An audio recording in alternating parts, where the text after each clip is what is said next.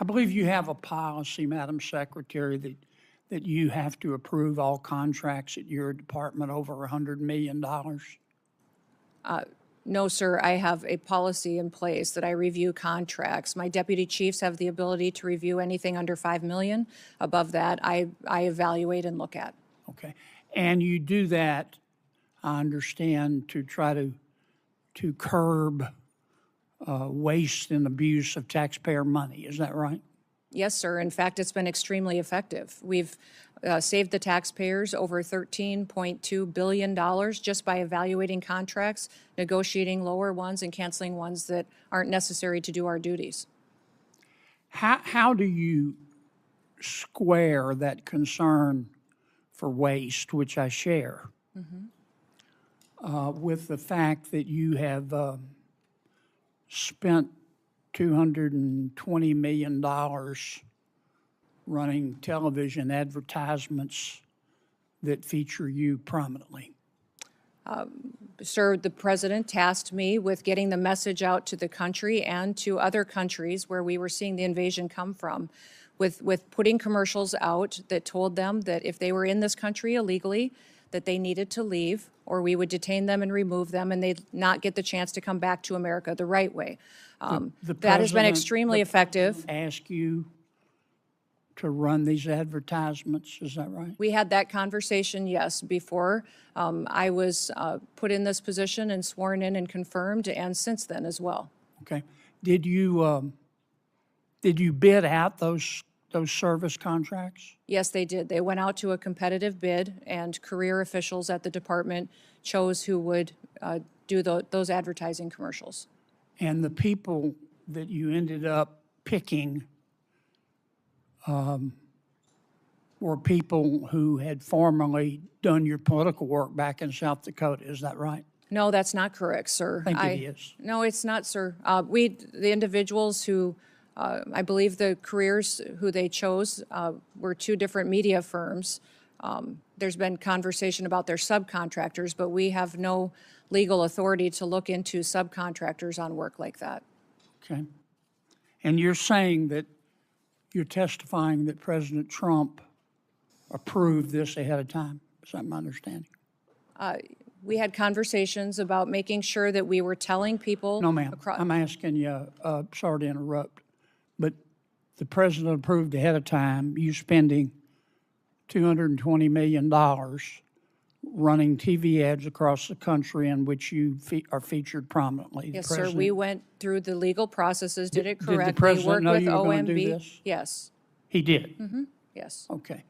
And one thing, Senator, I think would be helpful to know is how effective that communications has been. That Well, they were overwhelmingly effective in your name recognition. I mean, I personally just, I mean, to me, it puts the president in a terribly awkward spot. And I'm not saying you're not telling the truth. It's just hard for me to believe, knowing the president, as I do, that you said, Mr. President, here's some ads I've cut, and I'm going to spend $220 million running them, that he would have agreed to that.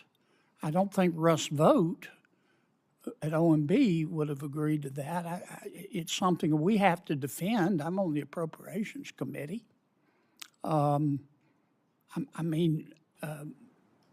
research shows that you did not bid them out, that you pick, in fact, one of the people you picked, the strategy group, Safe America Media was a company formed 11 days before you picked them, and that the strategy group got most of the money, and the head of that is married to your former spokesperson.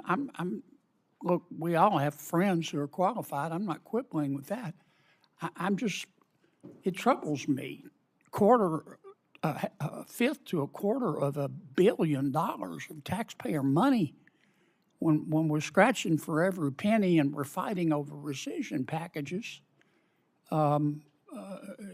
I just can't agree with, Madam Secretary. Are you still running those ads? No, Senator, I did not have anything to do with picking those contractors. No politicals at the Department of Homeland Security did. I understand. Are you Career still running officials those followed ads? the competitive bid process for Are you that. still running Everything those ads? I think the ads are due to end here in March, I think within a week or So two. they I'm are not sure of still the running? update. The one that is running is focusing on angel families. Have you seen that? It is the one that's talking about this is our why. This is why we work every day. Okay. Is for the angel I've gotta families move and their on. victims that need to. Did the president really approve you spending $220 million on TV ads featuring yourself? That was the moment the hearing shifted from routine oversight to something far more uncomfortable. During a tense exchange, Senator John Kennedy pressed Homeland Security Secretary Kristi Noem over a massive advertising campaign funded with taxpayer money. The ads were meant to warn migrants entering the U.S. illegally that they would face detention and removal. But Kennedy's focus wasn't immigration policy. His focus was the price tag and the optics, because the ads didn't just deliver a message. They prominently featured the secretary herself. And Kennedy clearly wasn't convinced that kind of spending lined up with the department's own policies about waste. Let's start with the contradiction Kennedy highlighted. Noem opened by explaining that her department reviews major contracts carefully to prevent misuse of taxpayer money. According to her, that policy has already saved more than $13 billion by renegotiating or canceling unnecessary agreements. That sounds like textbook fiscal oversight. But Kennedy immediately pivoted to the question hanging over the room. If the department is so focused on cutting waste, how do you justify spending $220 million on a national advertising campaign? Noem's defense was straightforward. She said the campaign was ordered as part of the administration's strategy to deter illegal immigration. The message was blunt. If you're in the U.S. illegally, leave or you'll be detained and removed. From her perspective, the ads weren't promotional. They were enforcement messaging.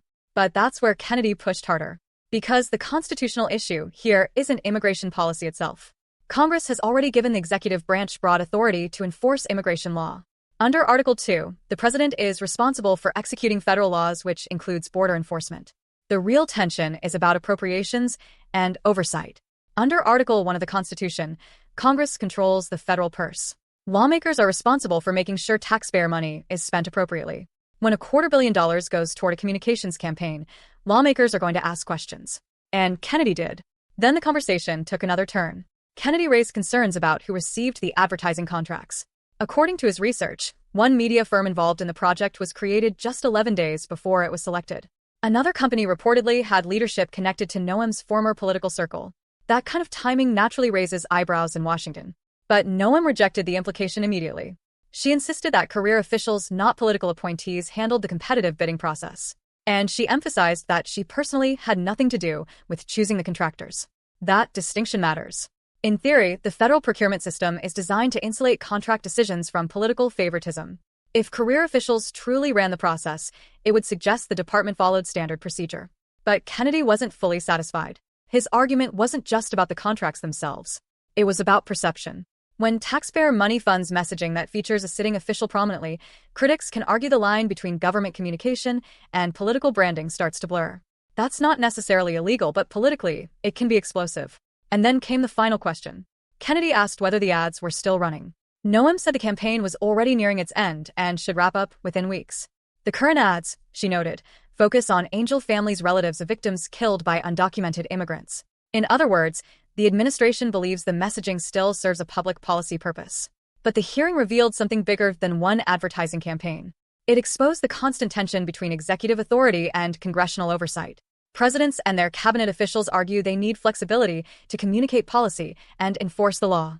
Congress argues that flexibility still comes with a price tag, and someone has to watch the bill. And that's the real takeaway from this confrontation. Not whether the ads worked, but whether government messaging can ever stay purely informational once politics enters the frame.